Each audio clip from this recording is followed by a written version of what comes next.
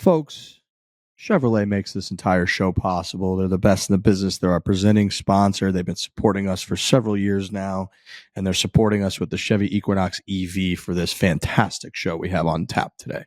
An amazing show. Great to see you folks. We got Riggsy, Trent, and myself all on board of this episode. TGLs tonight. Tiger Woods is going to be playing. We talk about that.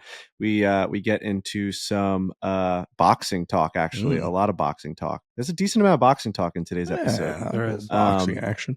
Great event at the Sony out in Hawaii.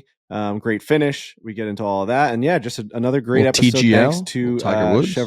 Yep. Tiger Woods is playing tonight. Which is going to be great. And our video is coming out with Tiger Woods. So we get deep into that. Our video with Tiger Woods. It's an amazing time to be alive. The fact that we are, we're pushing our second Tiger Woods video, which we never thought would ever happen. We're the luckiest people on this planet. And that's all really thanks to, Chevy and the likes of all of our sponsors and all of our partners. But Chevrolet's been there with us through thick and thin for years now. And, what a way to kick off the year. It's Chevy.com/Equinox EV, and they've got the best-in-class 17.7-inch diagonal standard touchscreen display. They offer a roomy, no compromises interior, ample cargo room, and convenient storage solutions. The Equinox EV accommodates with comfortable seating for up to 5 people. So once again, jump on over to Chevy.com/Equinox EV to check out product info, lease offers, and amazing deals. Chevrolet, together, let's drive. It sounds crazy, but if you want to draw eyeballs to golf, have them box every once in a while. Box once in a while, man. I ain't boxing. I'd get out of that sport so fast. Fore-play, presented by Barstool Sports. We're starting to get into the real. Stuff here pretty soon. We're going next week to San Diego. We got Torrey Pines. We'll be playing in the Pro-Am for the Farmers Insurance. We've got Friday of this week. We're launching for the online website our Waste Management Phoenix Open merchandise. And this very week, we're going to be dropping the second video we've ever made with a one Tiger Woods in collaboration with the great TaylorMade Golf. So things are absolutely cooking. The one thing I do want to mention off the top, been a lot of talk in the Barstool world over the last week or so about rigged competitions. And I just have to give a shout out to one of the most rigged competitions in 2025 so far, which was the Kyle Timms Children's Kids horse racing event. I know that you guys got brought into this, as did I. Driver Yips, my horse, was right there neck and neck, lost by a whisker to Kyle Timms, who basically just stole all of our money in the name of doing a nice thing for kids. So, yeah, our producer Kyle, asked us to donate some money to his kids. It was the wrestling program, and he's like, "Yeah, we'll run a little horse race at the end," and he just won it. So it's like at the end of the day, he just takes that money, he takes that cash. Incredible, which is funny. It's just hard to it's like the guy that runs the pool and then wins the pool for like Super Bowl or something. You can't be that guy. But yeah, it was fun to watch that. He kind of made a whole thing about it. It was fun to be a part of. No, he did a great job. But yeah, big week for us. Like I said, we got a lot of things going on in the Tiger Woods video. I think coming out this week, we're still going back and forth. There's a lot of things that get involved when it comes to releasing a Tiger Woods video, especially with Tiger and his team, with all the programming that's going on at Barstool Sports with TaylorMade Golf. But so folks know, we had the premise was Tiger Woods caddied for us. We rode in a golf cart together, all 4 of us, and then Tiger sort of caddied us through shots, which turned out to be awesome. We had all the cool interactions like we usually get. Everything Tiger does is funny and interesting to us, as we've said for years. So he rolls up to the tee. We play an entire par 4, and Tiger walks through each one of us through every shot that we're going to hit, what he would think about, what we should think about. As you can imagine, as any average golfer, if you're hitting shots in front of Tiger Woods, especially after he walks you through exactly what you're supposed to do, there's some really good, there's some really bad, there's a lot of funny stuff involved, and it's a fantastic video that we've all kind of seen a cut of now. Yeah. Really good. Yeah. I watched it. I watched it like 2 days ago with my dad, actually. We threw it up on the screen, and I was just like, we're going to watch this video with me and Tiger Woods. And he's already seen a video of me and Tiger Woods, which is like, I have photos hanging all around my house from that moment. It's the greatest achievement I think that we've ever been a part of. And we both, when I finished it, he's like, that somehow was like better for the viewer than the first time.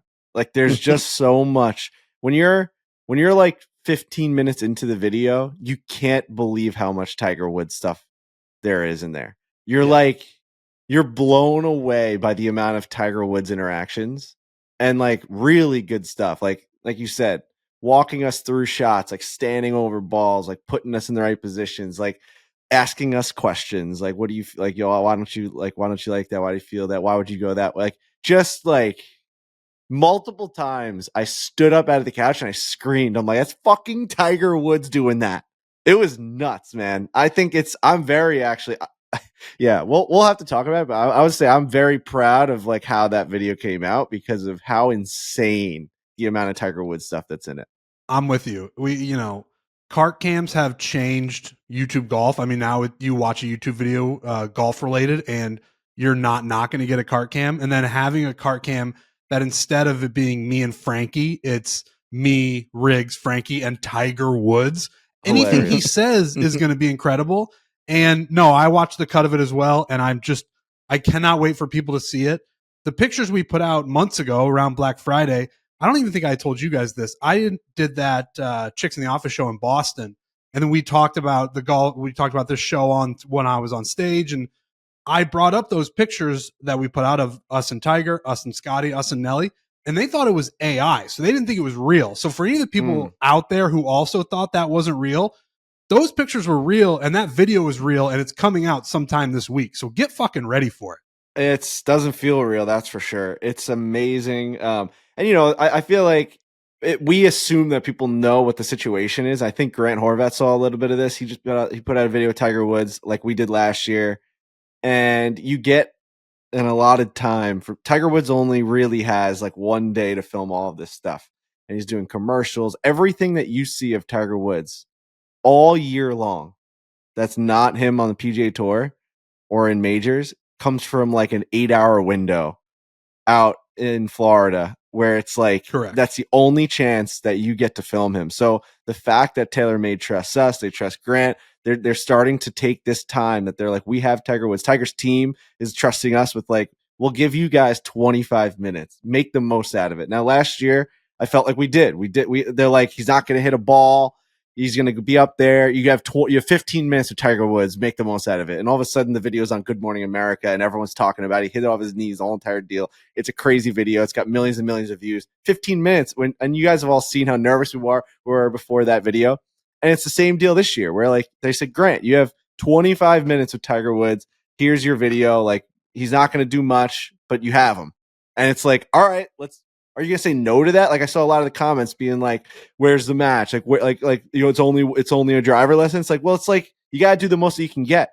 And for us to get him to like move throughout a golf course was a huge step for us of like actually playing golf with the greatest golfer of all time. That felt like the game of golf. It really did. Last year was like, hey, I hit 2 5 woods last year. It's like it didn't feel like anything. I mean, I don't even know if Trent got the ball up in the air with him. No, it's like, did it even happen? 7 shots in a row. No. Did it even really happen, or was it just a blink of an eye? This really felt like we took our time. We had a little bit more time than we did last year, a lot more time than we did last year. And it's like, let's just go. But the timing part is funny. It always comes back to it. I think it came back with Grant. It's going to come back with us. The timing is just intense.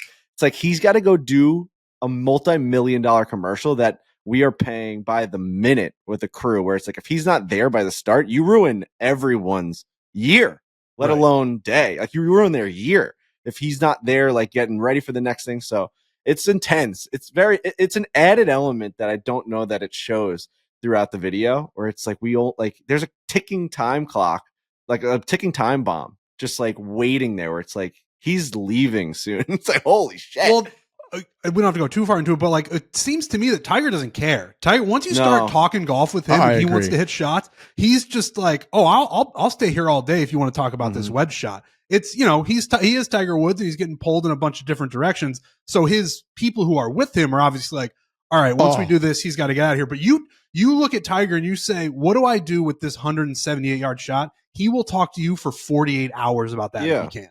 It is so true. He is not in any way worried or stressed or has anxiety about going from station to station. He pays people and he has people in his inner circle that's their sole job is to like get Tiger from thing he's supposed to do to thing he's supposed to do.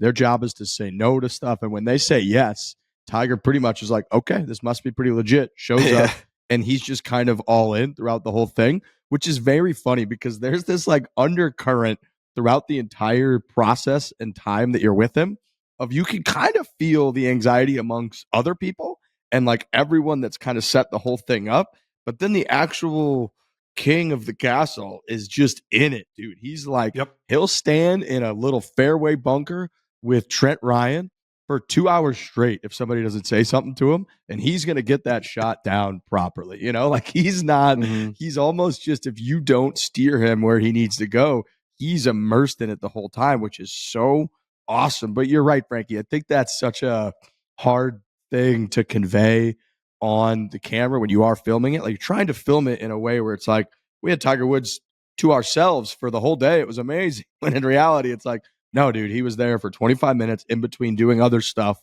And we tried to get the best that we could out of him and come up with some cool, creative like idea, and then try to be on our best game while we're in that moment, tried to get the best stuff out of him. We're trying to laugh and be cool, but also get good stuff for TaylorMade. So there's a lot going on in the 30 minutes, whatever that we have to film.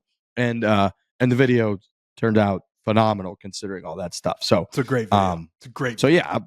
Yeah, like you said, it's very cool. And like, I feel proud of the squad that we're able to get in there. And then, these guys, right, we go do that for around Thanksgiving, and then it's in B Jones and Tim's and Jared and the whole Bush. Like it's in their hands then for the rest of the time to just like get it right, and everybody wants it to be right. So there's a lot that goes into it, and alas, here we are. That video's coming out hopefully Wednesday, maybe Thursday, depending on approvals and whatnot. But it's coming out this week. Awesome, amazing stuff. Yeah, I would hope that it just comes out Wednesday. I think it should. Everything should get approved, and yeah, but keep an eye out for that. It's coming out. You'll see it all over socials. It's going to be crazy. It's Tiger Woods.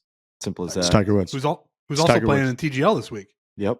Yeah. So we've got plenty of TGL stuff to talk about. While we're doing administrative, I'd like to remind everyone or inform everyone, if you didn't know already, Friday of this week, we're going to be dropping our Phoenix Open merchandise line. We've been lucky enough. I think this is the third year in a row that we do this. This is by far the most, tournament collaboration merchandise that we sell every year. We take it very seriously. I want to say in like September of last year, we started getting the first mock-ups of, choices that we're going to make between this crew neck, that hoodie, this hat.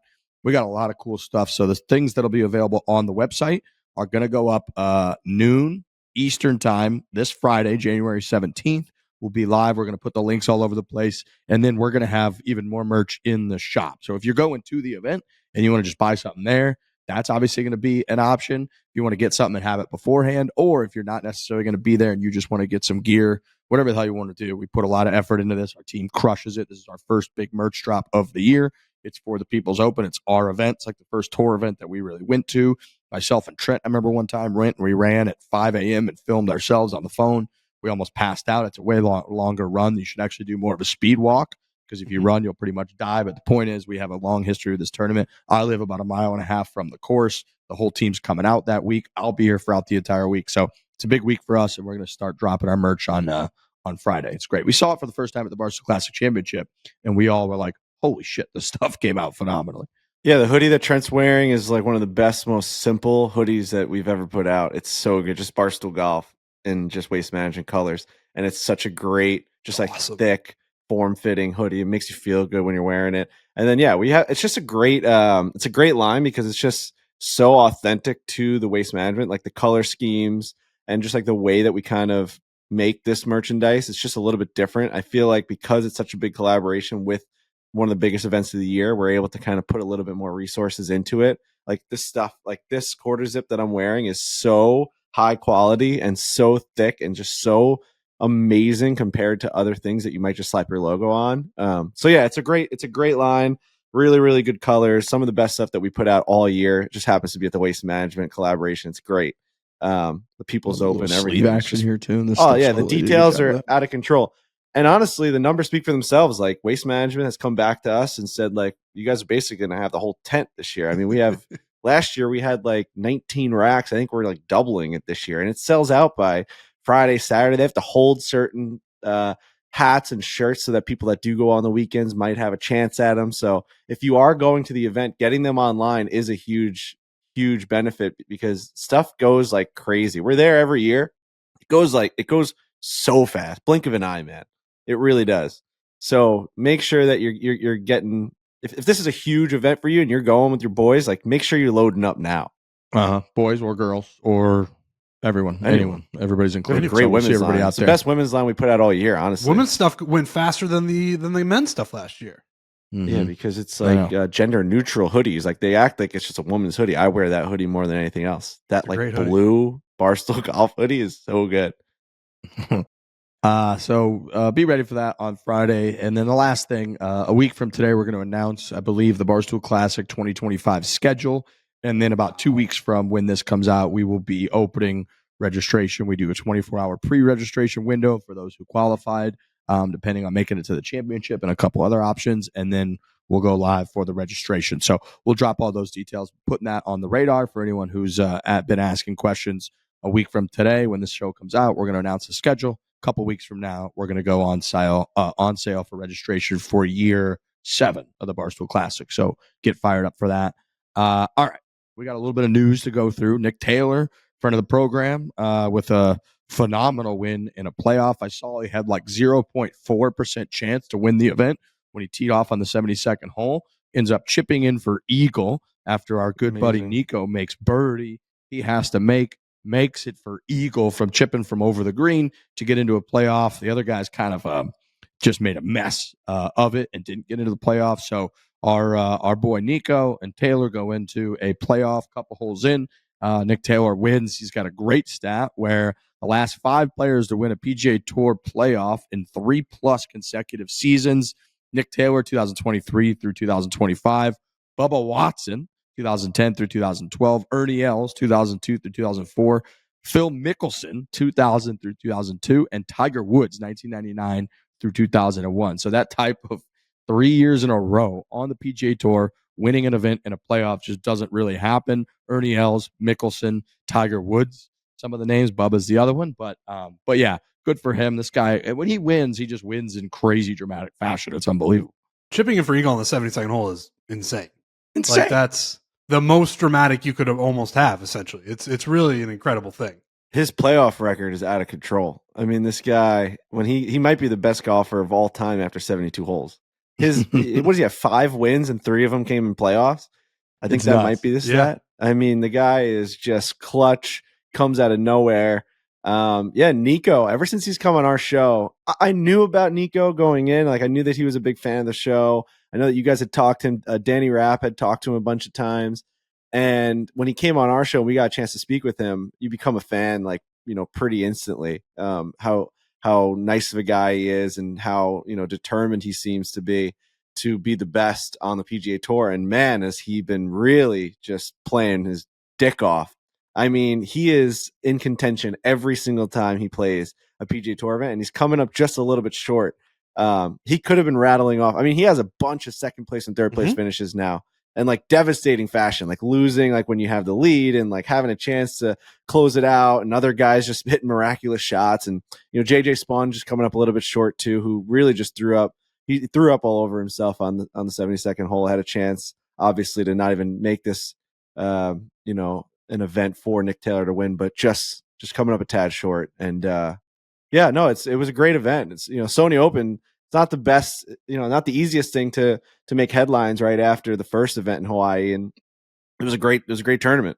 Confidence is a powerful thing, and Nico is showing us that. Like as soon as you put yourself in a position where you're like, oh, I actually am good enough to do whatever you're doing, and his happens to be playing on the PGA Tour. You're right. He's been on an incredible run of like seconds and thirds and a win. And like, it really is cool to see. And it's great that he's a huge fan of us, but like having proof of like, oh, I can do this. And then continuing to do it despite coming up just short, like taking the positives from that. I think he's going to have an incredible year. It's interesting. I went back and looked because I was like, Nico seems to be on a tear, and he does. I mean, his last 8 events, he had tied for 11th. He had a missed cut, and then he went first, tied for 6th, tied for 29th, tied for 2nd. He was okay last week in the Sony or in the Century, and then he lost in a playoff. So he's had an absolutely phenomenal stretch. After through the middle of last year, he was really looking like he might not keep his card. He went miscut, tied for 14th, tied for 24th, miscut, then had 3 nothing better than top 54, and then missed a cut in 4 of his next 6 events, and then ever since then has been on a tear. So it could turn around quickly in golf, and he has been on an absolute tear. I liked what he said after the playoff yesterday, where he essentially was just like, I truly believe right now I can be one of the best players in the world, or I at least am, and confidence is a huge thing in golf. So shout out to Nico. We still got to set up that trip where we go down to Colombia, Medellin, the whole place, and he's totally in. It's just going to be hard for us to find time. This guy keeps winning tournaments because he's going to be playing in massive tournaments all the time, finishing top 2, top 5, top 6. But yeah, hell of a finish for an event like you said. That during, I mean, you got college football playoffs, NFL playoffs. You got a lot going on, and the Sony, if you did tune in, had some incredible drama. So shout out to Nick Taylor. We'll have to get him back on the show here pretty soon and chop it up with him.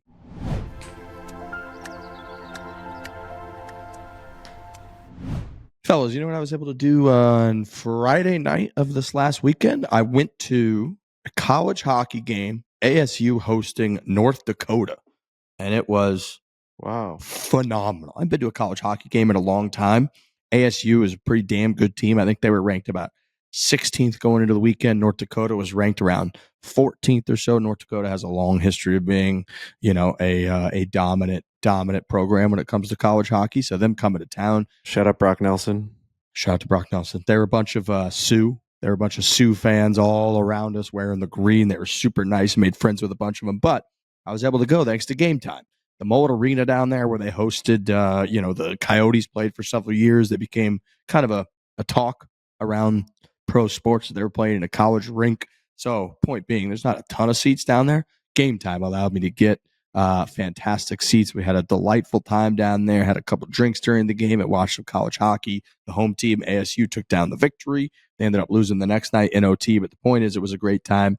And we've got coming up on the 24th, there's Colorado Colleges playing at ASU. I'm looking at tickets right now, and you can use the Game Time Picks feature, by the way, but $77, $67. You go down to Tempe and have yourself just a lovely time. And I'm also looking, there's Wizards at the Suns coming up.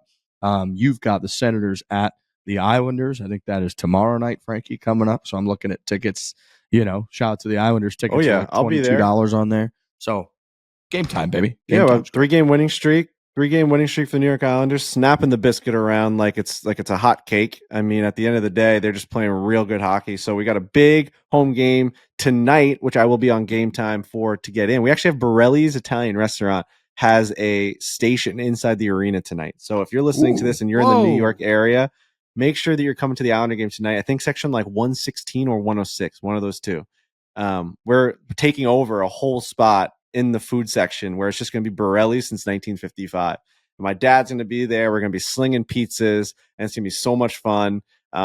Really, really cool stuff. I'll be there, all thanks to Game Time. And yeah, the GT picks, I'm on this app. It's part of my rotation. I'm on this every single day to see what new events are popping up, especially living in New York. You could always just head right into the city and see, you have no idea how many of your favorite bands are playing in your city or the city that's closest to you. So make sure you go check it out. Game Time Picks, it filters out the fluff, shows you incredible and pretty much only incredible deals on great seats. You don't have to waste time searching through thousands of tickets. Download the Game Time app today. Use our code FORE to easily score great deals with the new Game Time Picks. That is Game Time Picks. The code is FORE. What time is it? Game time. No one likes doing their taxes, and Tax Act knows that. So Tax Act has easy-to-use tax filing software that helps you get them over with. Tax Act also has Expert Assist with live tax experts who can answer any tax questions that come up, so you can get your taxes simply over with. Expert Assist, it's 100% of Tax Act's experts are credentialed, defined as being a CPA, EA, or tax attorney, and U.S.-based. 100% accuracy guarantee is what they've got over at Tax Act. So you can count on Tax Act software to be 100% correct, or you get $100,000. That's just how it works. They're going to be correct, or you get $100,000 max refund guarantee, just like it sounds. Tax Act has a max refund guarantee that guarantees you the maximum refund when you file. I know I don't know a ton about taxes at all. I'm pretty sure the other two fellows on this show don't know a ton about taxes. I do not. And just get them done though. Like that, I have perpetually been the guy who waits until the last minute. Like, oh no, that's way in the distant future. I don't have to worry about that. Then boom, before you know it, it's tax season. Use Tax Act. They can really help you. You know, like Riggs is saying, I know nothing about this. He doesn't know anything about it. I'm sure Frankie doesn't either. You need people who know what they're doing. You got to protect your money. Use Tax Act. Again, it'll be here before you know it. Just get it done as soon as you can. That guarantee is insane. You almost want them to make a mistake. They're going to give you $100,000. Like, you know, sign up for this thing now as just maybe you get lucky. I mean, what an amazing promotion at the end of the day. If you're going to do your taxes, why not do the one where it's like, if they somehow make a mistake, I'm going to get $100,000. It's a no-brainer. Why wouldn't you pick that one? It's a no-brainer. Start filing with Tax Act today.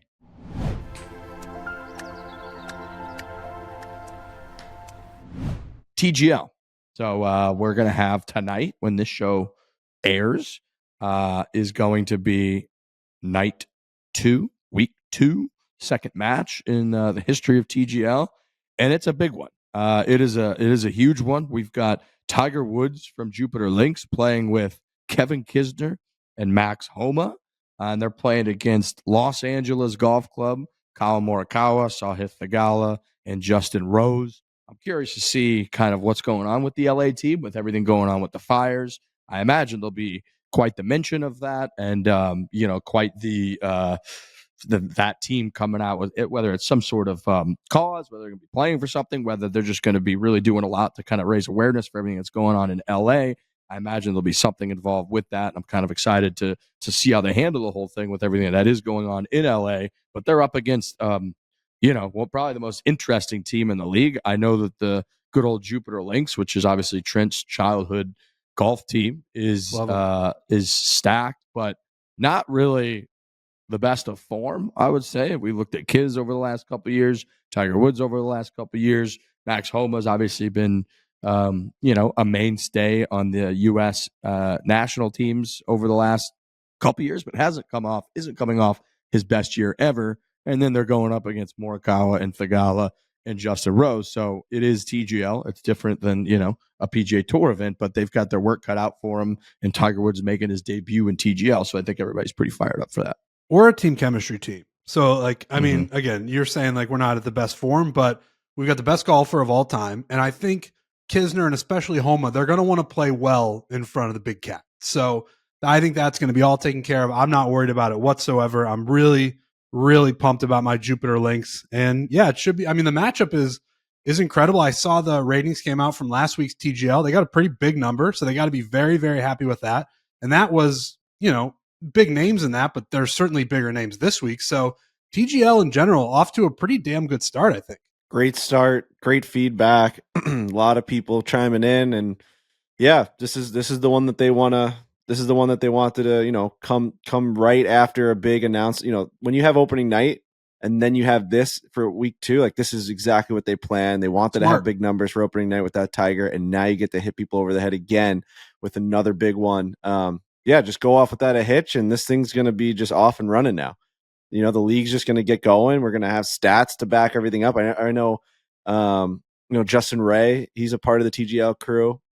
He's doing all the stats, and he's figuring out that like this new style of golf, like even the guys that missed the fair, because it is simulator golf in some aspect, right? Like hitting into that screen off the tee, they do have rough, like real grass, but it's not that thick. So I saw that the Bay team, they only hit like 50% of fairways or something like that, but they hit like 90% of greens in regulation. And for the New York team, they missed almost like every green in regulation, and that's why they got trounced. So it's almost like all about the approach shot and all about the short game area, and just getting the ball off the tee really is just like advancing it, which we talked about a couple months ago. Like that's the nice thing about the TGL is like they kind of eliminate the thing that like when you're watching a professional event, you hit the drive and everyone just hits the same kind of drive. The delta is so small. There's really no variance from player to player. There's length, obviously, which shows up because their swing, they're tracking the ball speed and the swing speed, and the launch monitors are showing exactly how far it's going. But the left and the right is not that far off between player to player. It's all about how close can you get to the pin, and that's showing up already in week 1.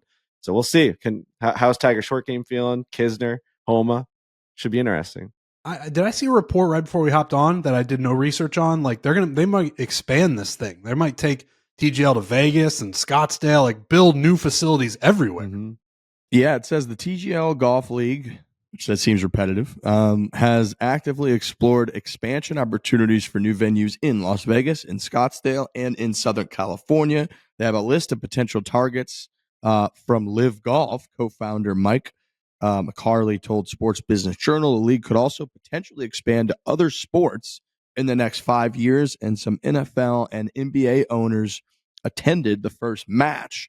I did kind of think about this when, over the last couple of weeks, there's been a lot of chatter about the format of TGL, simulator golf, rotating green, sort of like almost shrinking golf down to the most exciting part and putting it in a stadium, right? Is like kind of what they're trying to do, it seems like, and shot clock, fast pace. And it made me think, like, if it's, like some of the most fun hockey video games have been like these crazy 3-on-3, like NHL hits type games. And if you did NBA, like a tight court 3-on-3 game that was fast paced or something, or NFL, I don't know how you could even like boil down football to something tinier and more just like pure skill based. And I mean, they've got all this innovation and engineering in there, but it does make you wonder, like, if this does do pretty damn well, it continues to do well, and that remains to be seen. Who knows? There could be something in other sports where you're kind of like boiling it down to something that's, I don't know, more of a bite-sized version of the sport in kind of this video game type arena. There is also a part of me that thinks, and this could not be true at all, but that TGL saw the big number they got the first night, and they're like, let's make 10 of these fucking things. Let's put it all over the world. Let's really like blow this thing out. Again, I hope the numbers continue, because we talked a lot. This is just additive to the world of golf. It was a cool product. Obviously, there's big names involved. I hope the numbers continue, but if they want to spread this thing out and this is the future of some form of, simulator sports, they're certainly at the forefront. They built the facility. It's huge. They're the ones who are like, we're going to do this. I'll be very curious to see where this all goes, but it seems to be going well so far. They had arena football forever, which is it was fun. Like, shout out to the New York Dragons. When I used to run the Coliseum, shout out the Dragon, New York and then we kept Sparky the Dragon as the Islanders mascot, which no one ever understood why we had a dragon, but it's like we had the football team, the whole entire deal. He came in with that, and then it worked out, and now he's just wearing blue and orange. But yeah, shout out. When I used to run the Coliseum, like, that was like my second home. I was a ball boy for the New York Dragons. I used to catch the balls off the net when they would kick them in for field goals and run them to the sideline. My dad, before we even had season tickets, because we used to do a barter, we would give the team, the Islanders, 12 games worth of food, and they would exchange a season ticket package with us. So we would feed the team for half the season at home, and then, or less than half, and then they would give us a full pack. I used to smell the season tickets like they did in Fever Pitch.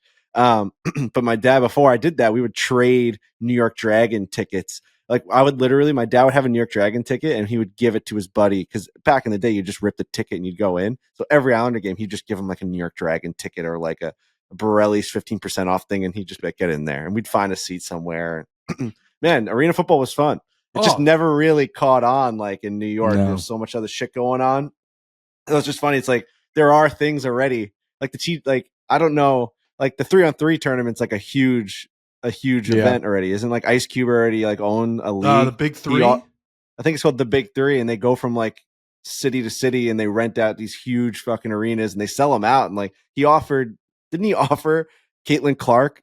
Yeah. Like, $20 million or something. Yeah, they go play in it. So, I mean, obviously, if the TGL like wants to own just like all arena leagues, that's like one thing, but I don't know how much success they'll have in like shrinking down the sports, when clearly it's been around forever, and I don't know how successful it has been. I'm sure the Big Three's been pretty successful though, for what I think it has been. Yeah. Kurt Warner was famously an Iowa Barnstormer, the Iowa arena football. Right. Yeah. Dude, who was the New York Dragons quarterback? He was He was like the best quarterback in arena football history. Really? Was he a big name? Yeah. Well, I think for arena football. Yeah, the I Iowa think, let me see Barnstormers, if they you'll played know in Des this. Moines. We would go to a couple of those games. Aaron Garcia. Wasn't he a Buck? You might be thinking of Jeff Garcia. Oh, yeah. He has the most touchdown passes in a game. Guess how many touchdowns he had in a game? It was the most ever. 7. 11. Oh Just my slinging it. Dude, through his 10-year career, he threw over 800 touchdown passes. He had 104 touchdown passes in 2001 for the New York Dragons. Just slinging, dude. Aaron Garcia. I think I had an Aaron Garcia jersey. Arena football was fun because they would do the thing where the receiver would sprint towards the line of scrimmage and they had to time up the height. That was my old hockey play that I thought I came up with, that every hockey team in the world is running, where I thought they were running. But yeah, the wide receiver would run and the quarterback would have to time up when he would hit the line of scrimmage. So he would be at a full sprint when the play started. Arena football, and aren't the goalposts are really skinny? Bro, arena football used to get the juices going. People would get hit over the boards and like there would be massive hits, just crazy hits. And you were like in a hockey arena and it's just the lights looked cool and the turf looked awesome. Yeah, I don't know if it's still going around. Are there other, because I know the New York team they haven't been around for years, decades. I haven't seen much arena football stuff in a long time. There was an arena football game on like PlayStation 2, and it was awesome. I could be lying about that. That could have been a dream. It looks like the Iowa Barnstormers, I'm on their Wikipedia page. It looks like they're still in existence. They now play in the Indoor Football League. Okay. The Arena Football League looks like, well, at least the Iowa Barnstormers left in 2014. Yeah, I mean, to bring it back to the TGL, there's really no reason why if it works in Jupiter, Florida, it wouldn't work in Southern California or Scottsdale or Vegas would be great, especially if you open it up to like huge spenders that want to rent the place out for bachelor parties, whatever. I mean, it would be an amazing facility. And then all of a sudden you have home teams that's their home arena and tickets start to go through the roof. I mean, it's just, yeah, if you want to build this thing out, you know, the blueprint's there. I mean, just follow the other leagues and the way they've done it. It's going to be a huge expense. It's going to be a risk. That's for sure. But I'd love to see it. Yeah, they should open it up for like regular people when it's not going on, when the TGL's not going on. That's a no-brainer. I wonder what they do or what their plan is to do with that, because they could do, you know, I mean, obviously you could rent it out just for, right? You could do like a corporate event, whatever, and people probably pay, or corporations probably pay an outrageous amount of money to go in there and just have the run of the place for the entire day or the evening or whatever. But you could do local, you know, you could do like local high school teams, like have a team. You could do all kinds of cool shit. They should do a creator league. I was just going to say that. Like, why don't we play good or we play Bob Does? Or like, that's what they should do. The teams are there. The logos are there. Like, if they're not thinking of doing a creator league on like ESPN Plus or something, like a secondary broadcast that happens on, you know, once every week on Thursdays too, that creators can go and find, like that's insane. I know it has to do with us, but I'm going to say that's a great idea. Like I think we should get in the TGL people's ears and be like, this would be an incredible thing. It's just, you know, do it. You could do it once a month. You could do it every week. It doesn't have to be on the main broadcast. Then you're showing off the facility. You're showing off everything. Winning team gets to put it on their YouTube channel. And, well, then people would just know who won every time. Yeah. But yeah, no, it's like legit. The teams are already made. Every group has their guys, so it's like we would get crushed. We'd have like a losing record for sure. But you know, you never know. We could get hot. But you know, beef's good. Beef, yeah. We'd have to really pick our top. Well, they do it the same way they do. I mean, they do 4 and then 3 play, but you do however many, and then you pick who plays. Yeah. I know it's very early and they have a lot of ideas. That's a no-brainer. We had a guy who we have several good from the galleries, and one guy submitted Trav was his name, but he submitted one where he was saying, I know you guys kind of spoke about TGL needing something to play for, feel pretty serious, intense, there needs to be a competitive fire. They're saying have an amateur on each team or someone who's not on the PGA Tour type level. And if your team wins, that player gets promoted to like the PGA Tour if your team wins throughout the entire thing. And essentially, I actually saw a couple different people submit something similar, but I like that of like have some pretty serious stakes and not have all team members be like already necessarily established, where you're going to have a Tiger Woods, you're going to have a Max Homa who like are going to be able to draw people because people know who they are. And then you've got someone in your team who like, if they win, it's life-changing for that person. Yeah. They're like, would be fucking awesome.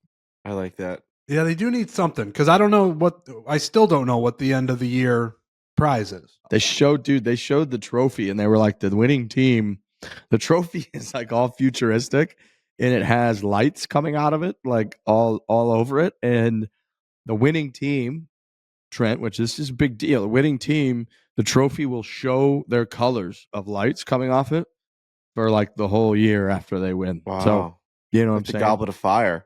That's right. Exactly. I don't know, man. I don't know. I think our that close anyone to the pin trophy is going to be better than that. No one ever cares about the better money. be. We talk about that with the tour championship. I Fuck don't the know money, that, dude. So it's like, that's why I mean, I don't care what they're playing for. And you never care about the what comes with winning a Stanley Cup or, you know, the Lombardi trophy. You don't care like the guys get bonuses or whatever. Like you just, for some reason, because of history and because of everything that's there, you just want them to win. You want your team to win. Somehow TGL has to get there. I think the search for like wanting, I don't think that's what I mean when I say I want these guys to care. I don't like putting dollars at the end if it's not going to be like, all right, now they give a fuck. There's something about just like wanting to win for your city and team is what makes the difference in sports. So yeah, it's a new league. It's not going to be easy. No, we always come back to that. It's just time. You need time. You need legacies. You need histories. You need rivalries. We always circle back to this, and it's just hard to do. It's really hard to create. So at least they're trying.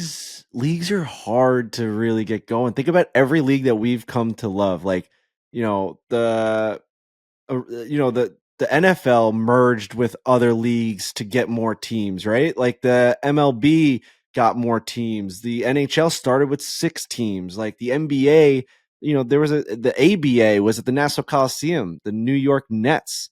The Long Island Nets played right here. It's like, and then all of a sudden they got promoted to the NBA and they all merged. Like these are our favorite leagues that we now know and we think of as these like pillars of American sports. They started out like all over the place. NHL had like 3 teams. They just like played each other. The original 6, like they just barely. The Rangers won 3 cups, is what I meant. Like they were just playing games and throwing out cups. It was out of control. You get a cup. I would love to you know. Get a cup. I would love to know the opinion. Carnival. I would love to know the opinion of the sports fan back then. What did they think of an emerging league like an NHL, like an NFL? Like I honestly think like back then they were just kind of like, oh, that's something I might watch. Where now with Twitter and Instagram, everything gets dissected so fast where immediately people are like, these are the negative things about this league and I fucking hate it. And they go to war for it and it just gets torn down and that becomes the narrative of that league. Where I think back in the past when an NHL would emerge or an NBA or whatever, it was just like, oh, maybe I'll go because it's local. It's right down the street. We'll get tickets and we'll go. Now I think everything's so fucking hyper that an idea gets killed before it grows legs. Yeah.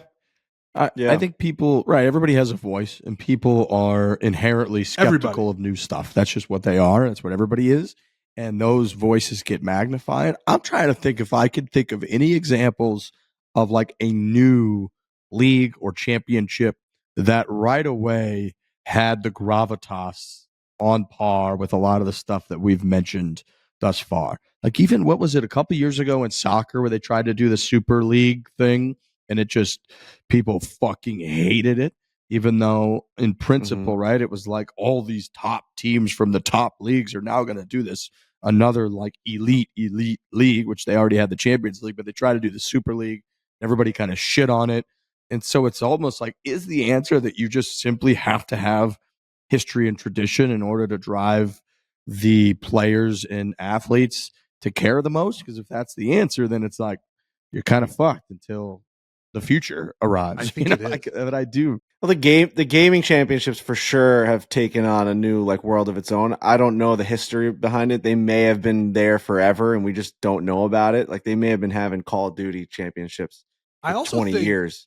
In regard to that, I think it's you're the first one, right? Like that's, nobody's doing that. So we're doing it now. TGL it's golf. I know they're trying to be like it's different than golf, but it is golf. Live is the same way. Live's not the first golf league. Yeah. I think if you were the first of something like the video games, you certainly have more of a chance to survive.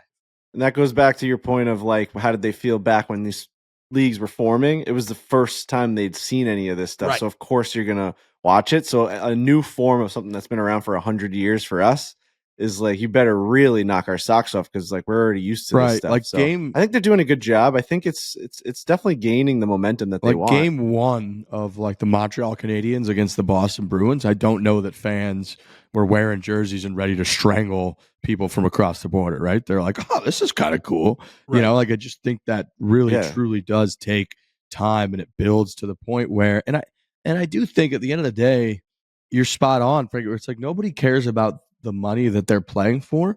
You simply can just tell when it means a lot to the players or when it doesn't. And if it, just winning the cup, winning a national championship, winning the Lombardi, winning whatever, like you could tell when it means the world to them. Like I look back at when Max Homo won at Riviera and won the Genesis, and it was like that tournament meant more to him than any tournament they play all year outside of like the majors. And that, you could see it, you could feel it. It came through in the emotions. It came through in every shot. And that, if you're tuning in and you sense all that, makes it feel that real and alive for every shot that you're watching. And I just don't know that you're going to be able to capture that aspect of it without time and history sort of building on itself. And you could kind of tell, like you could tell when it's hitting giggly versus when it's serious. And I think it'll help if we have, like, I guarantee you, Tiger Woods and Kiz and Max, like same with the other guys, they don't want their like first ever match in this league to be a loss or an embarrassing loss. So like if it does come down to hole 13, there's only 15 holes, and there's a big moment where it's going to be like the difference between them taking a pretty big lead or not, I do think they're going to care about that. We didn't get to see much of it because it was a blowout. And so then they both teams leaned on having more of the hit and giggle aspect, because it's like, you almost don't want to be the guy at Topgolf that brings your whole bag and a glove and is like throwing your clubs while they're out there at the TGL thing getting their shit kicked in, right? It's like you almost look like a clown. And so I think they were kind of almost too embarrassed to be like that upset about it. Whereas if you get a big moment where you've got, again, either one of these teams, I'll be curious to see what the emotions look like then, because I think we might get, the teams feeling like, fuck me, we don't want to lose our first match ever in this new thing that's got a good amount of momentum right now. Yeah. I'm just looking at the history of the NHL. There was an NHA, which was the National Hockey Association of Canada Limited. But in 1917, the NHL was first organized. It was the Montreal Canadiens, the Montreal Wanderers, the Ottawa Senators, and the Quebec Bulldogs. And then the Toronto Arenas were later admitted as the fifth team. And the first game was the Montreal Wanderers versus the Toronto Arenas, December 19th, 1917. Montreal won 10-9, and the game was played at Montreal Arena in front of 700 fans. Pretty good. But I think the history of the fact that there was like some sort of league before that then ended up being the NHL, which then obviously you have like Boston coming in, the Blackhawks came in, Detroit came in 1920s, the Rangers came in, and it started to just build. You're like, all right, here we go. Like, you're talking 1917 was the initiation or the start of this thing. And, teams like the original six didn't really come in until 1940s. So it was like 30 years of crazy, just really trying to get this thing going. 30, right? I mean, I'm not doing the math wrong. The high 20s, whatever. 23.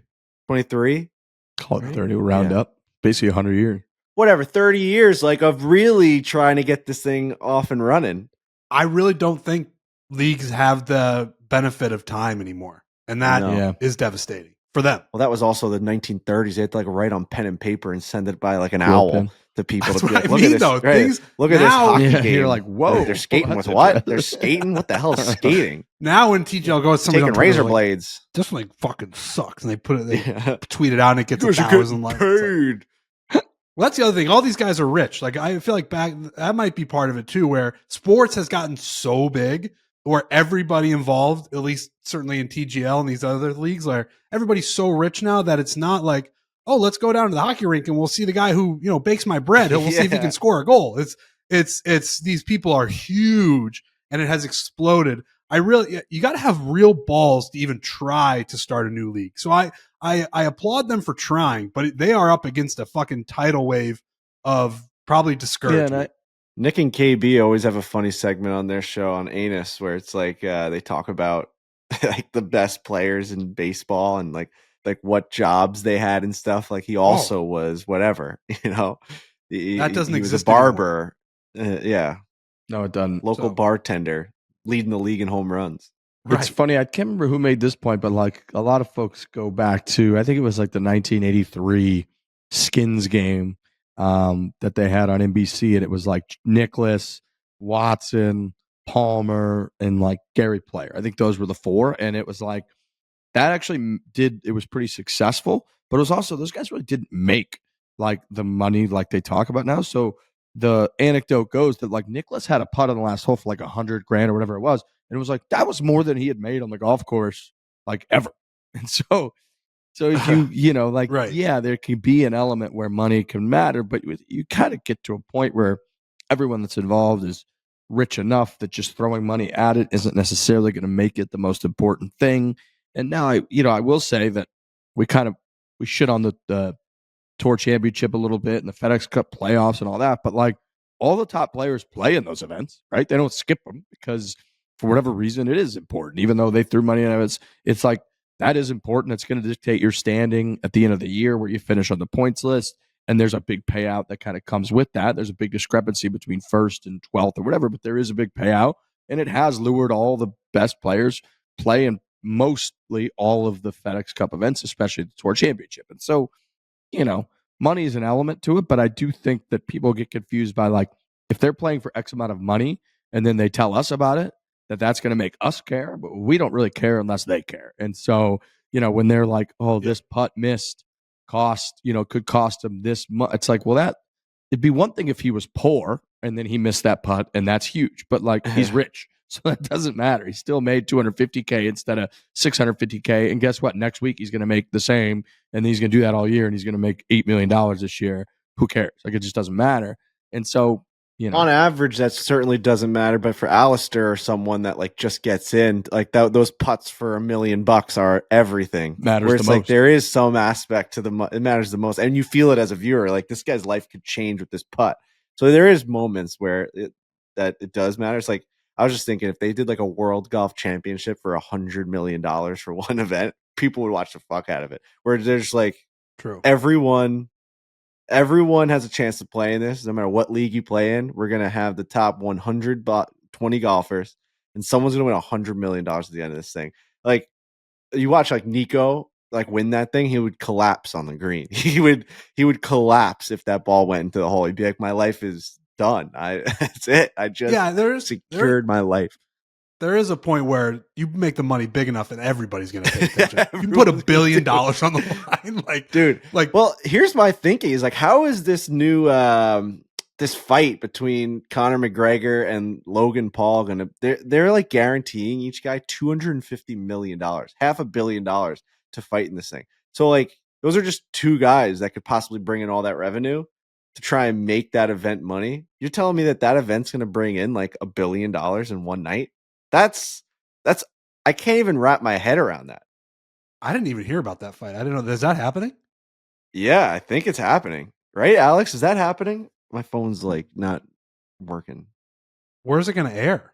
I think it's in like, I think the Saudis are doing it. Well, maybe it's happening in like India, actually. I'm so off on my facts, but I think they're both getting $250 million. Well, if the Saudis are running it, that's what happened with Live, where the amount of people are getting paid is not necessarily the return on the event. Right. No, you know what I mean? Alex is just eating gravy. Alex, you live? No, I was looking it up. It's July, August, or September 25. It's rumored to be in India. 250 mil, right? I don't think anything's official yet. I don't see anything on money. It's incredible how much that stuff is reliant on the marketing and the hype and the fight promo and how good they are at it, right? Like the Mike Tyson fight, as we spoke about a good amount, like that was a master class in the mix between sort of our world and professional sports, where it's like that everyone had to watch and everyone watched it. Everyone had the same pretty much take of like, that was pretty much a snooze fest. Felt bad for Tyson. Felt like he was even pulling punches so he wouldn't kill Mike Tyson. He was just barely able to stand in the same spot and like shuffle his feet around Yet for the whole days leading up to it, all night, and then all that weekend after, everybody was talking about it. Everybody was talking about it, and everybody watched it. So it's like that's all that really matters at some point in that. And when you do those one-offs, is like you just need everybody to watch it and talk about it for a day. And if they do, they make the most money of all time. I don't know how.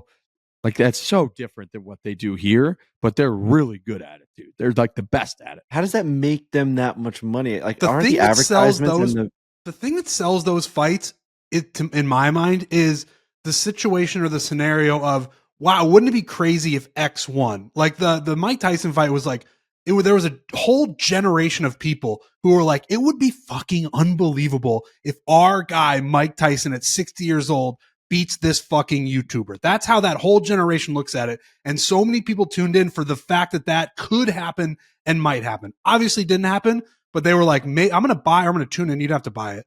I'm going to tune in because I would be amazing if that guy won. Now with this Logan Paul McGregor thing, it's almost the opposite side of it. It's like, it'd be fucking crazy if this YouTuber beat Conor McGregor. Like, I think that sells a lot of those fights. It's they're on such different levels that it's like, it'd be kind of crazy if this guy won. And I really think that drives a lot of the attention and eyeballs.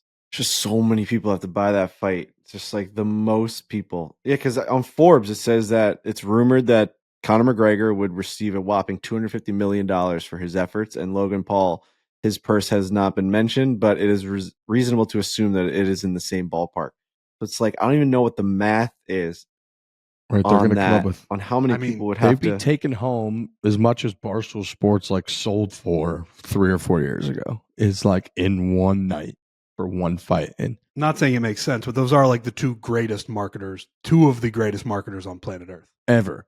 I know, but I know. And But it's McGregor like- hasn't fought in a while, so it's like, what's he going to look like? Maybe Logan gets him. Like, let's say they charge $100 to watch this thing. You need 7.5 million people to buy that, to make like 750 million to like pay for this thing, to like pay for the purse. And like, I don't like how many, that's so many people. I don't understand again, I'd how be these curious on boxing who's- matches get this type of money. It's crazy to me.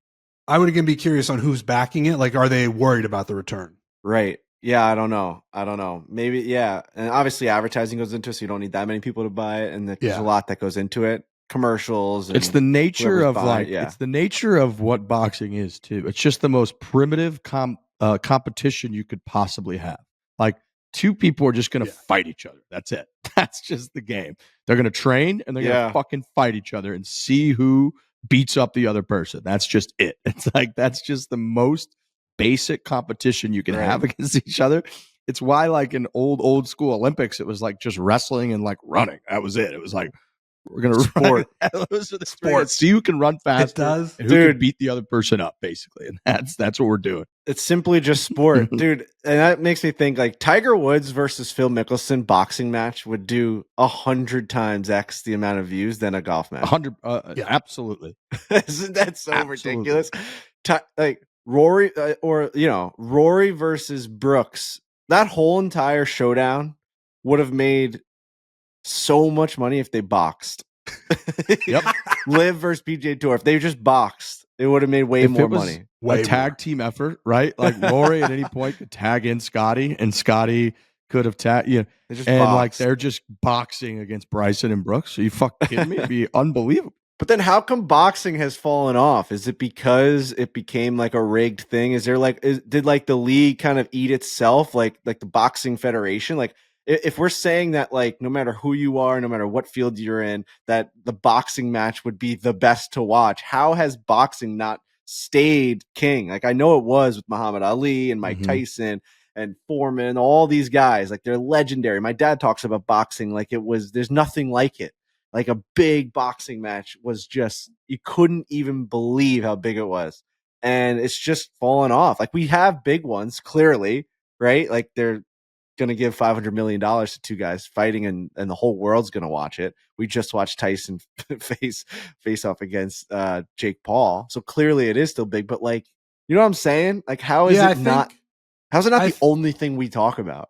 I'm fully out of my depth on this one, but I do think there was something to do with, like, the judge system got fucked up and they were all rigged, and it got weird. Now with the scenario that you were talking about, now you're polling people who are not of the boxing world. So I like that makes it an added level of interesting, where boxers boxing is obviously interesting. Like if you watch Tyson Fury and there's great boxers that you can watch, but like there's something really interesting when you take people who are not boxers traditionally and they pull them into that world. Like you're saying, a Tiger and Phil fight.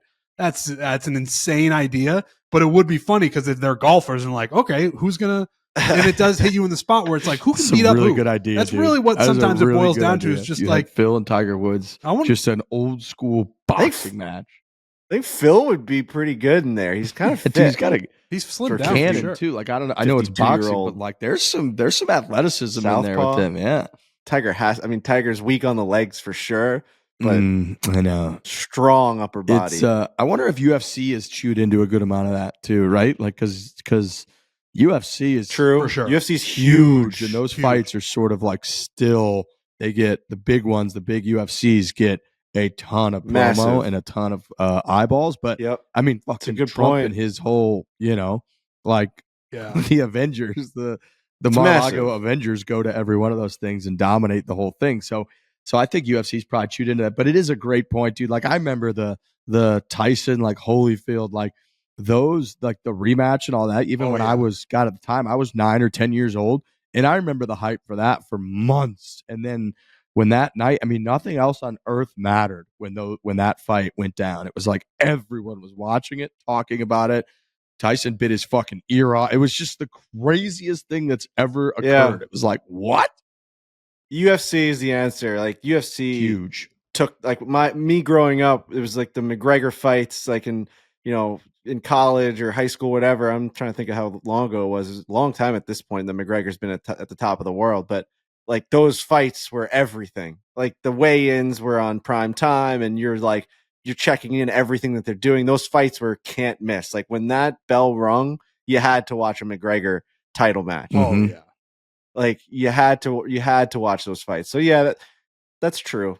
That's true. It's just it's as simple and as like pure as a sport can be. Just one guy's going to fight the other guy and win. So dude, like it should be the biggest thing ever. Testament to how big boxing is and how big it can be that the Paul brothers, who were just the best in modern times of understanding promo of anything, pivoted however many years ago, 5 years ago, and were like, we're going into boxing. Like, right? They could have gone into they didn't pick golf. Correct. They didn't pick golf. They didn't pick fucking they picked boxing. We're gonna box because twice a year you could just do the biggest money grab of all time and just do it over and over again. Like there's a reason they went into that shit. That's a good point. That's fucking genius. And Logan went into WWE and he's like a superstar over there now. It's great.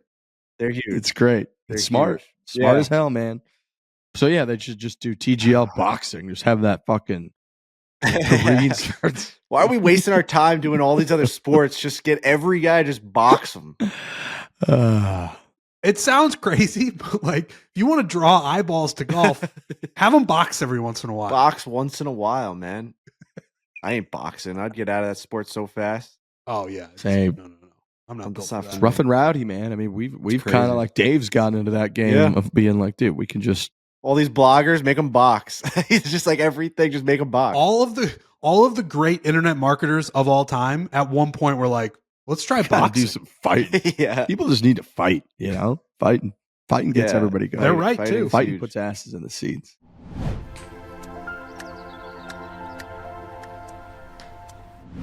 Golf is hard. Everyone knows that. Incredibly hard, about as hard as it gets. I think Jack Nicklaus, I just saw a quote of him saying golf's the hardest game in the world.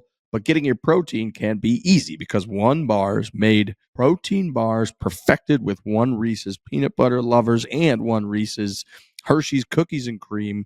18 grams of protein, only 3 grams of sugar. I had one this morning after our morning skate, and it's just perfect for the situation. You got to get protein in there. You got to recover. You got to rebuild.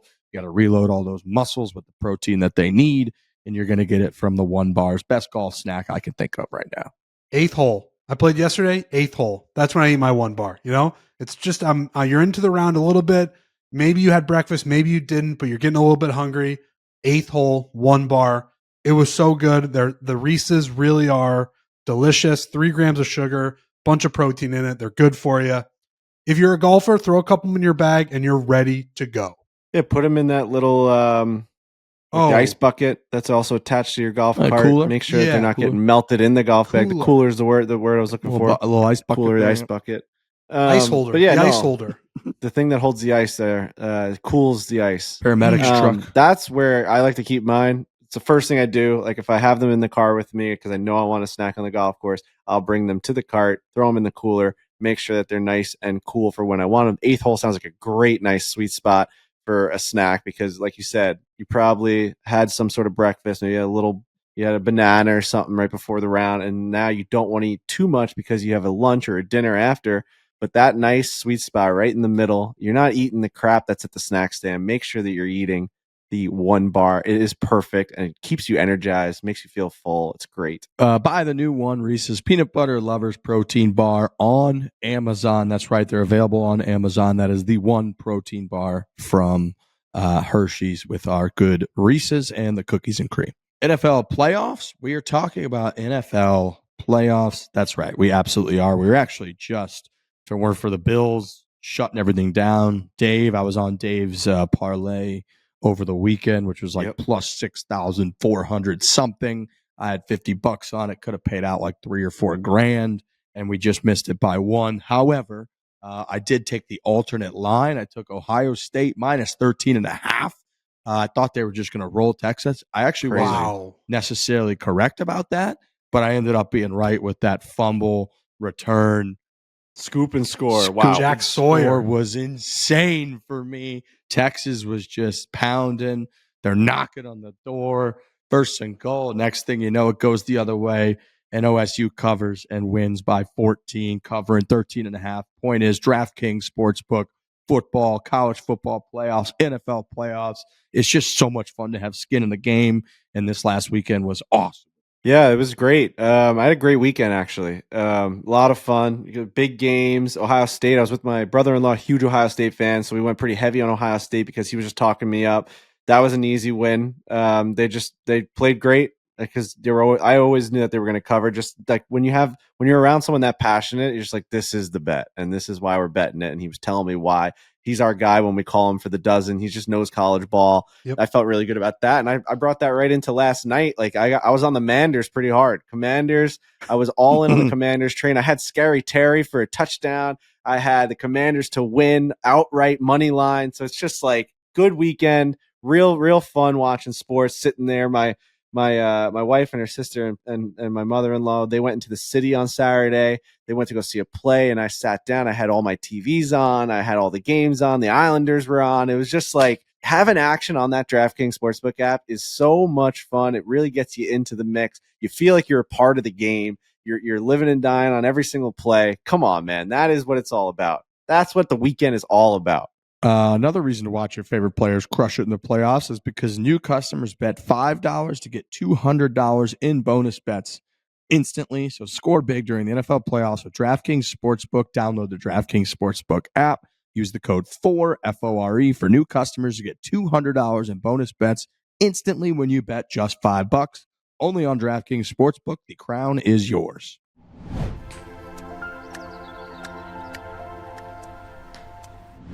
Dude, I did something crazy this morning. I did something out of control crazy this morning. I woke up at 5 a.m. and I watched the most random movie of all time. Like I woke up because my wife goes to work and she kind of woke me up, like just her rustling around. I just couldn't go back to bed. And I just decided to watch the movie Awakening with Robin Williams and Robert De Niro. Just like a sad, weird movie about a guy who has a disorder, and Robin Williams awakens him with a drug. It was 6:10 in the morning and I'm just sitting in bed just watching this movie. The sun wasn't even up yet. I was like, what am I doing? I watched the whole thing. Yeah. Didn't go back to sleep, nothing. I watched the whole just sad drama. It was the craziest thing I've ever done. Not only have I never seen that movie, I've never even heard of it. Bro, neither had I. don't know that movie and it was either. on Netflix, and I'm like, yeah, Robin Williams, Robert De Niro. Robert De Niro plays a guy who does all these gyrations. It's bizarre to watch him kind of act like that. It's an interesting movie though. It's a true story. Really crazy stuff. Like these Interesting. people had this like, disease from like a pandemic that no one really knew about in the 20s, and they became just complete like vegetable state.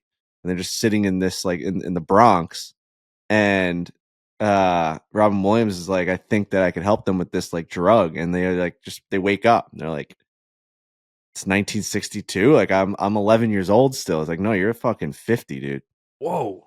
Yeah. Crazy. What a weird movie to watch at 6 a.m. on Bro, Monday that's morning. why I'm trying to tell you, like, how weird. I felt like I Kind of was explains a lot. You know like what I mean? not here. I felt like I was on another timeline or something. I had the weirdest morning. I couldn't watch anything. It was so strange, dude. There's Avengers movies. There's you can watch. There's way better. I watched man. Good movie, I watched though. what I Good thought movie. was a terrible movie this weekend. I watched finally Independence Day Resurgence, the sequel, and I had never seen it before. And don't get me wrong, the Okay. visuals and everything are very cool, fun to watch, but just overall, it's a pretty bad movie, I thought, which sucks because obviously the original Independence Day is so iconic. Is that I a never new saw that. movie? No, I saw it's like 2016 or something is when it came out, and I just Oh, okay, yeah, but like not like in the 90s or no the 80s. OG was the I think the OG came out in like 96 or 97 was the original Independence Day. It's a great which movie. is just Will Great Smith. I mean, as good as it gets. But this one, I was a little bummed out. It just wasn't that great. It really wasn't that great. Awakenings has 81% of Rotten Tomatoes from the critics and 89% audience score. Wow. People like that movie. It's a nice cast. It's a good movie. I mean, it's interesting for a guy like Robert to see Robert De Niro act like that. It's almost like offensive, but it's like, He's the guy like, with the illness. yeah, like the first shot on him, he's just like kind of looking up at the ceiling, and you're like, there's no can't have way Robert De Niro is fucking doing that. Like, there's no way. And then, dude, there's a part where there's a part in there where he like kind of like does this face and then does his like his little smile, and you're like, come on, dude. You can't do the casino. You can't do like the casino smiles and shit in there. Like you're. Yeah, not the right setting, bro. You can't. He's like, you fucking kidding me? Like Taxi Driver or something. That was made in 1990. So that was, yeah, I mean, De Niro, I mean, there was later stage De Niro made some weird movies, but like this is like De Niro. This was peak De Niro, it felt like. This is Goodfellas De Niro. And all of a sudden he's getting wheeled around and he's like staring at the ceiling, and you're like, I can't believe. But you know what, dude? Great performance. I wonder if he won an award for that. Because god damn did he act his dick off. Well, wait a second. So this is saying that Awakenings came out in 1990. Goodfellas came out in 1990 as well? Wow. Yeah. So we got Goodfellas and Awakenings, De Niro in the same year? Yeah, crazy. Holy Wow. shit. Like peak De Niro. Holy fuck. I mean, Yeah. I don't think I'm going to watch it, but I'm certainly not going to wake Put up it at on 4 a.m. and Put it on watch my list there. You know, It's a good movie. It is. It's honestly it's more interesting than anything. Oh, there goes my father-in-law's here to pick up his tools. I just got the alert. he's got to get I got those a bunch of my tools. father-in-law's tools in my house. He texted me, goes, I got to grab. It's such a dad thing. He's like, I've been working on that nursery and I'm finally finished.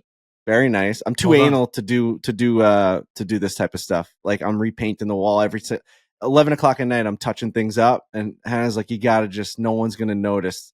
Like it's done. That corner. Like who cares? Your kid's going to point up there and be like, that's. Well, It's a hey, little that drip edge is not there, yeah. straight. But I was dude. I went back up there. I'm hitting white. I'm hitting green. I'm hitting white. I'm hitting green. I'm putting tape over tape. It was crazy. But I have all his tools here. He has a bunch of tools. He texts me. He goes, I'm gonna need to grab those tools. I just need to have the tools at home just in case anything. I'm gonna leave a couple tools there, but I just a man needs his tools, man. Yeah, and I've got tools here, but he insists that I use his tools. They're better tools. His Tools are a funny thing.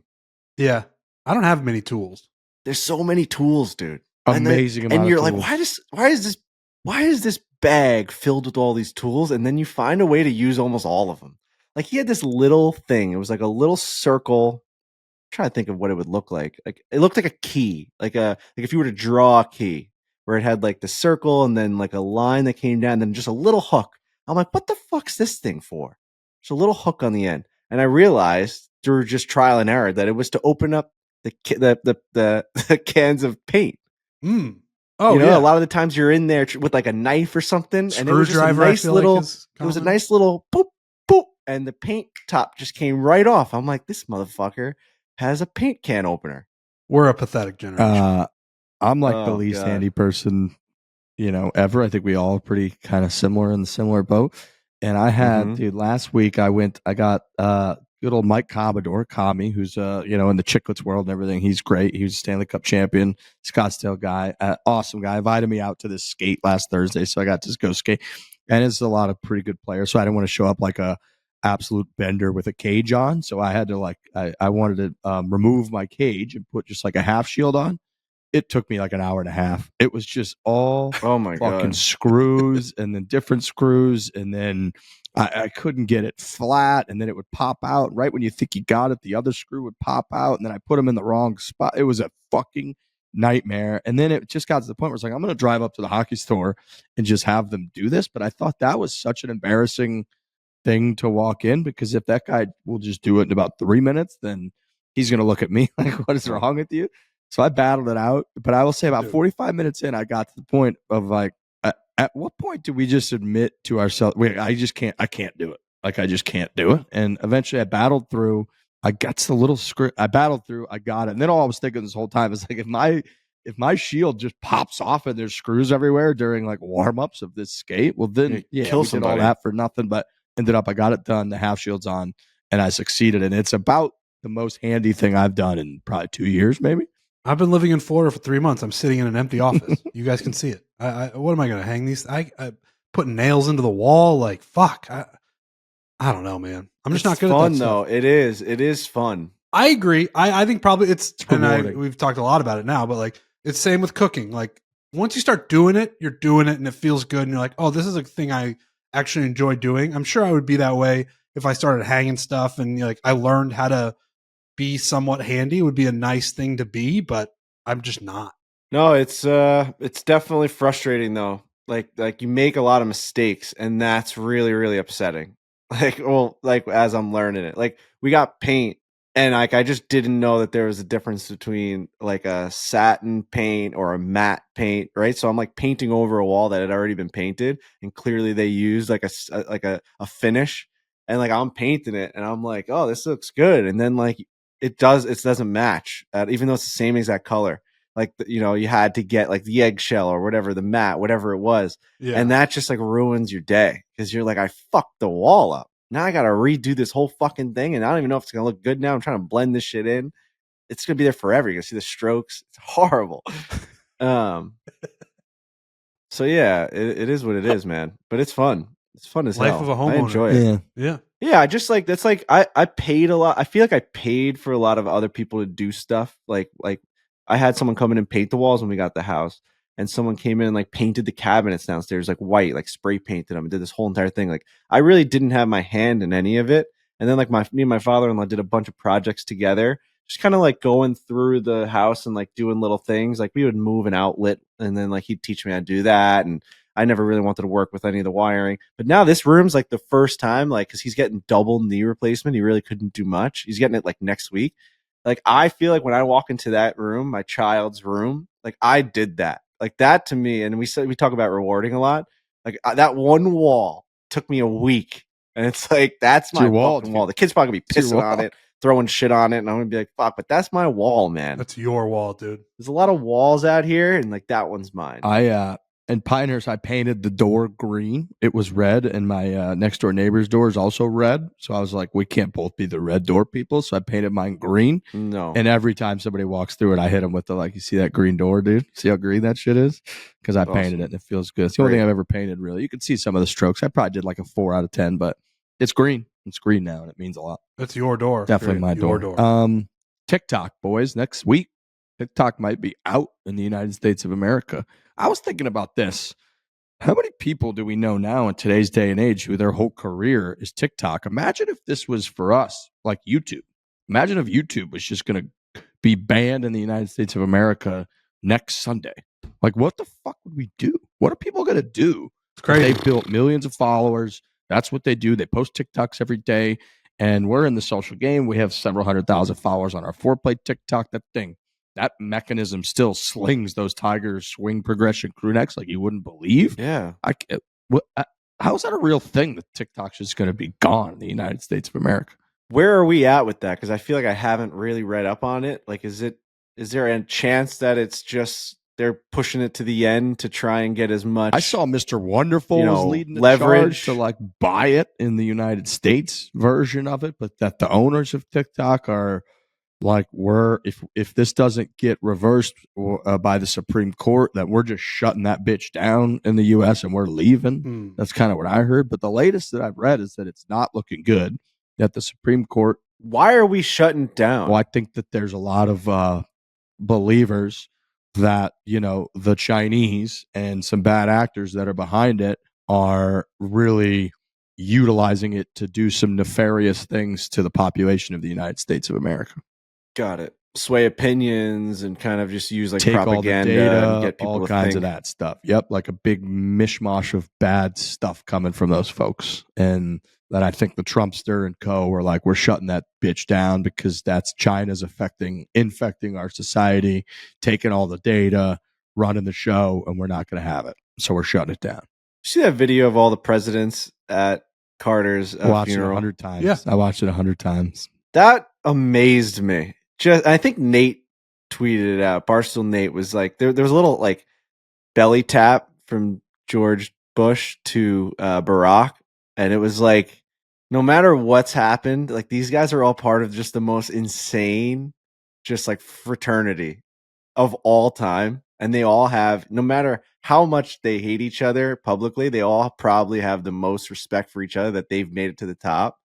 Where like they're looking like, dude, Obama and Trump laughing and talking to each other had to, and I like how many people don't talk to their families anymore due to like Democratic versus Republican fights at like Thanksgiving, especially in recent times, just how insane it's been. Like fighting over those two men, like one belief versus another belief.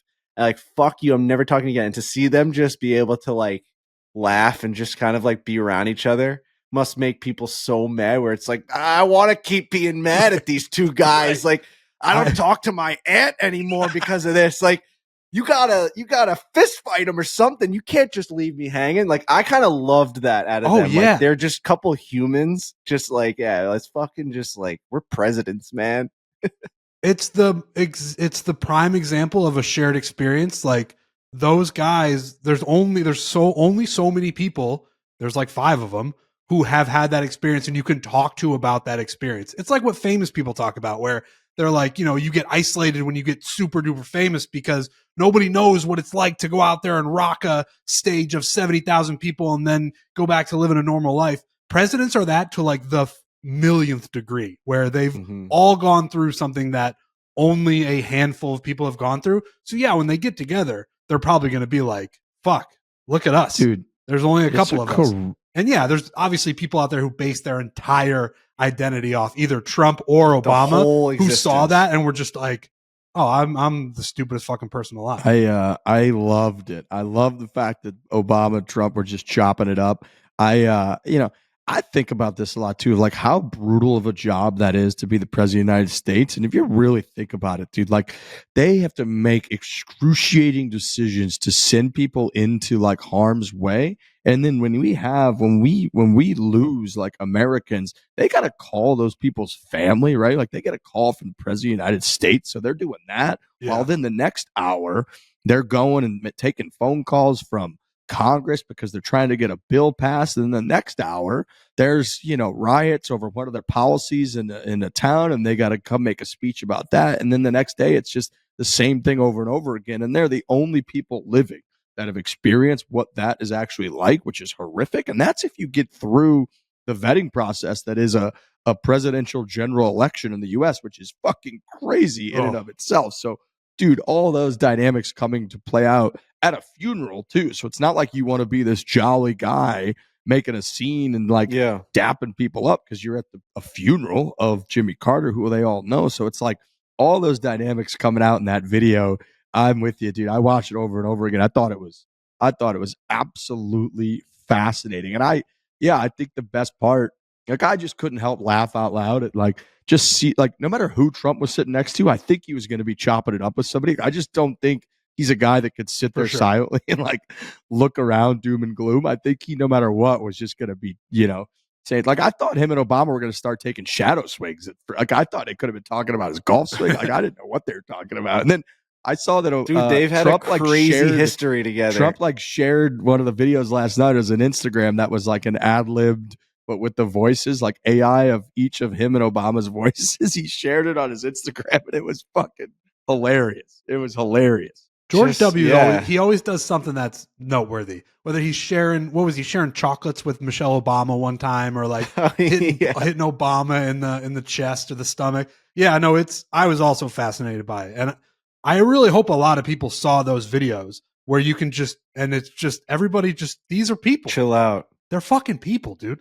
They're gonna get in the same room and they're gonna talk. They're not gonna fist fight each other. They're not gonna burn a building down. Like, just chill out. It's an example of like at the highest level that if they're able to just be able to talk, people at the lowest level, that's automatic. Just like, what are like, to me, if you're seeing that and you're so crazy on one side or the other where it like affects your life, that's the automatic just stop button where it's like the guys that we're fighting for don't even give a fuck about what we're doing out here. They don't give a fuck. It's like, I'm done making my life's work be about like one side or the other. Just go live your life, man. Oh, yeah. They don't care, dude.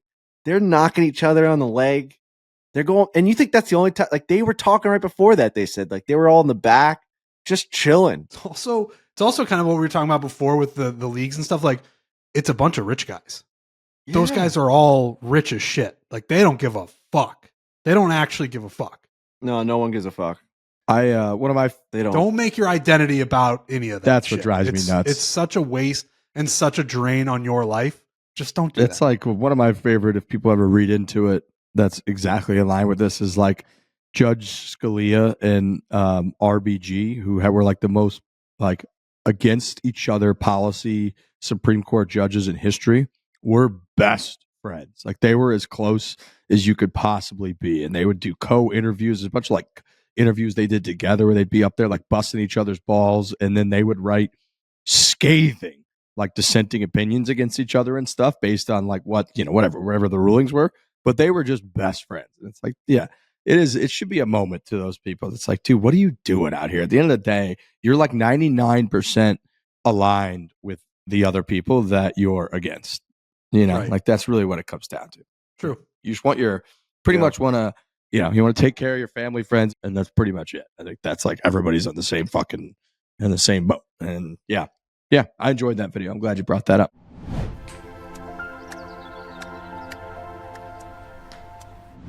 For us, golf is very simple. It's a chance to get out, have fun with our friends. Inevitably, like anything in life, but especially in golf, little things can get in the way of ruining it. It could be the group in front of you. It could be somebody bickering at you on your phone. It could be it's slow play. It's somebody behind you hassling you. It could be cart path only. Maybe it's the weather.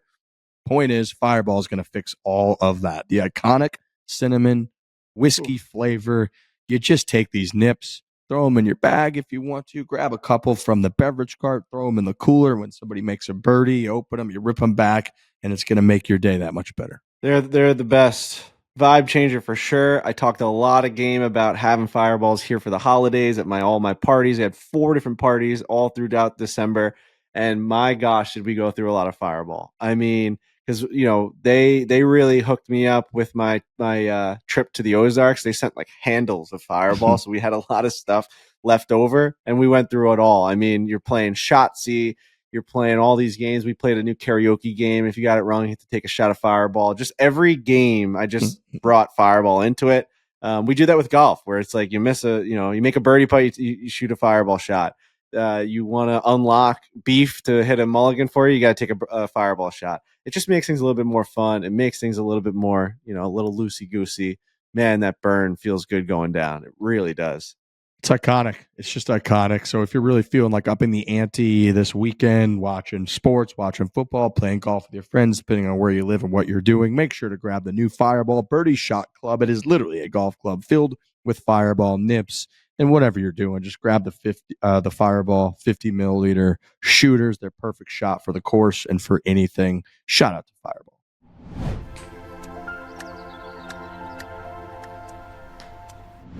We're going to be in San Diego all week next week. I know I kind of mentioned that off the top, but just to give everybody, we're going to have everybody under one golfing roof for the first time in 2025. We're going to have us three. We're going to have Beef. I think we're going to have Jersey Jerry. I believe we're going to have Francis Ellis. I think we're going to have the whole squad. We're going to Kingdom, so we're going to get fit. We got kind of different stations and fittings and testings and data points that everybody's going to do. Like, I think they're throwing me under in the putting lab. I think we're going to have Jersey Jerry getting fitted for like the new TaylorMade driver. We're going to have Francis grinding with his iron game and all of us doing the same stuff. We're going to be playing Goat Hill Park. So for anyone who's not familiar with Goat Hill, it really does have its own really hardcore niche golf, kind of like cult-like in a good way, following people in San Diego. There's not a ton of phenomenal golf, especially public golf in the San Diego area for how awesome that place is.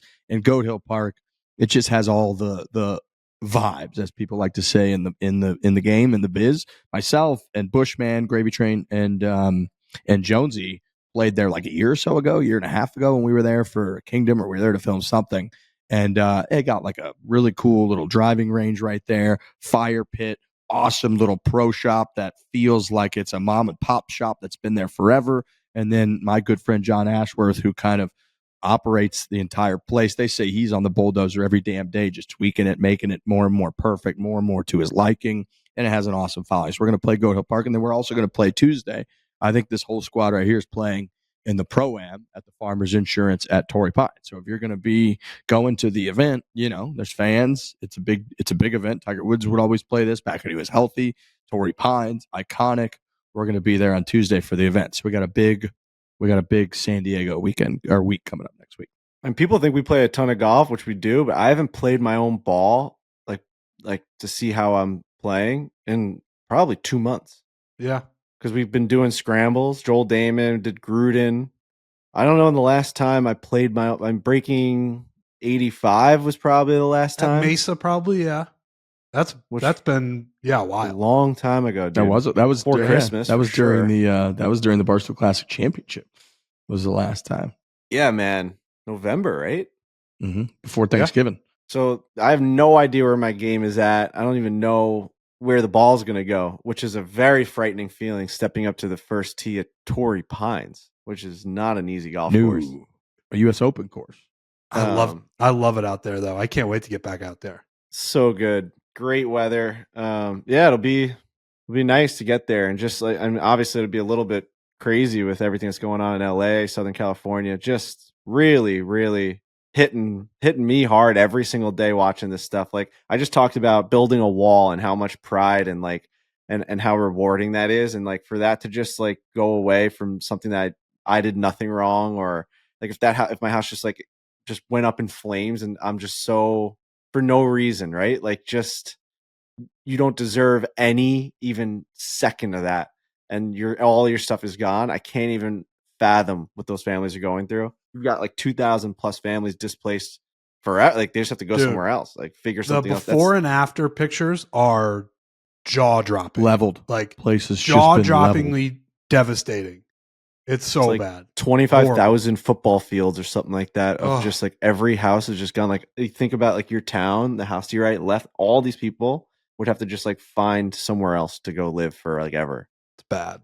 It's really, really bad. I don't even know. Like, I can't even wrap my head around it. So yeah, thoughts and prayers with everyone in LA. I'm sure we have a lot of listeners that are out there that definitely are being impacted by this. I haven't heard from Danny in a couple of days. I hope that everything stayed good with him. I talked to him a couple of days ago, and I know that he was like right on the line of they had to evacuate, but the house was still good. So it's crazy, man. Like, and it doesn't matter who you are, the fire. Like, doesn't care. It's like JJ Redick is weeping on, during a press conference, because like his house, he just got there and he's like renting a house and everything's gone. He can't even imagine the people in his community that have been living there for 60, 70 years, like making that your home. It's like that's your whole being, dude. I talked about this with my wife at dinner last night. Like, that's everything.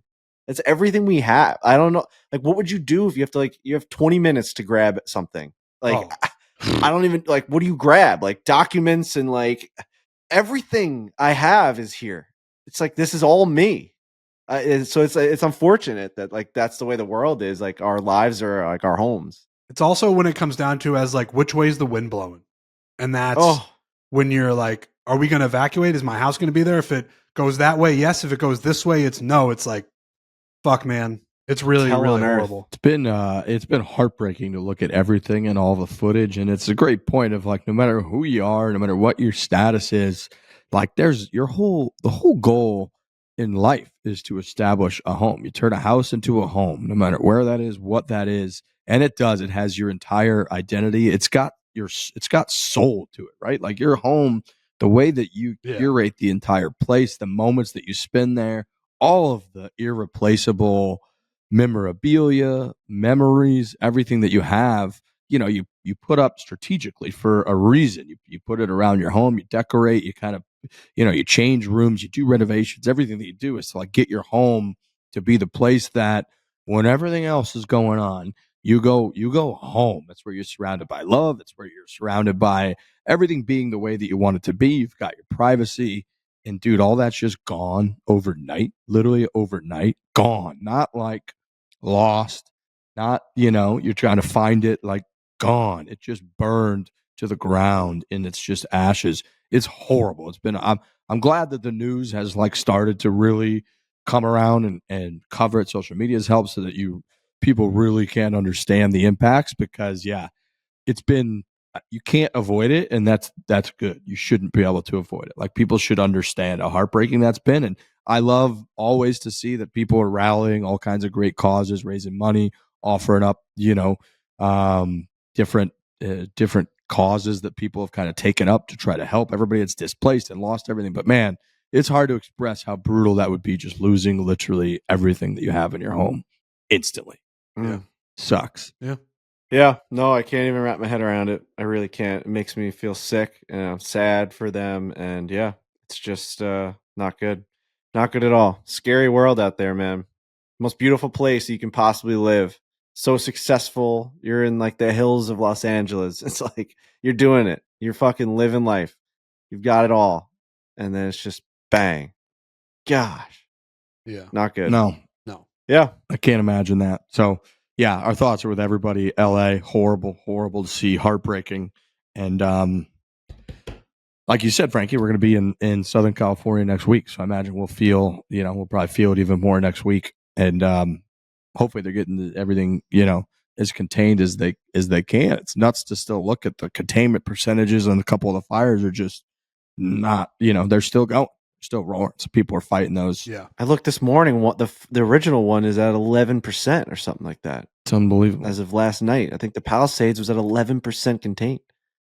What are we? That number doesn't even make sense to me. I'm with you. And then you got like Canada coming, dropping like all the water. It's like they're getting water out of the ocean, which then like ruins the soil forever. But it's like, what would you rather have? Like, it's like there's like these tough decisions to be made. Oh my God, I don't know. It's bad. Yeah, I mean, just got to rally around everyone. I know that that's what all you can do. So you got to just rally and build that back up somehow, some way, and move forward. Tough. All right. Anybody have anything else here as we sort of wrap up? We got the American Express this week in that's in Palm Springs, so not too far. Again, Southern California. I imagine there'll be plenty of coverage there as well. And we've got a decent field actually this week. I saw Willie Zalatoris, always rooting for him. I love seeing him out there ever since Lurch actually saved his life at the old course at St. Andrews when he ran across the fairway to say hi to the fellas and almost got murdered by whoever he was playing with, hitting a shot. We got Xander, Ricky, Sam Burns, Tony Finau, Patrick Cantlay. So quite a field this week. Nick Dunlap won last year as an amateur, which is the first time that's happened on tour since Phil Mickelson did it a long, long time ago. So yeah, other than that, that's all I got. We'll of course be back on Thursday, as we always are, for our second show of the week. And then next week, bang, we'll be right off to San Diego. So if no one has anything else, thank you for listening. Thanks to all of our partners. Thanks to our crew behind the scenes. Hit it hard. Hit it hard. Hit it hard.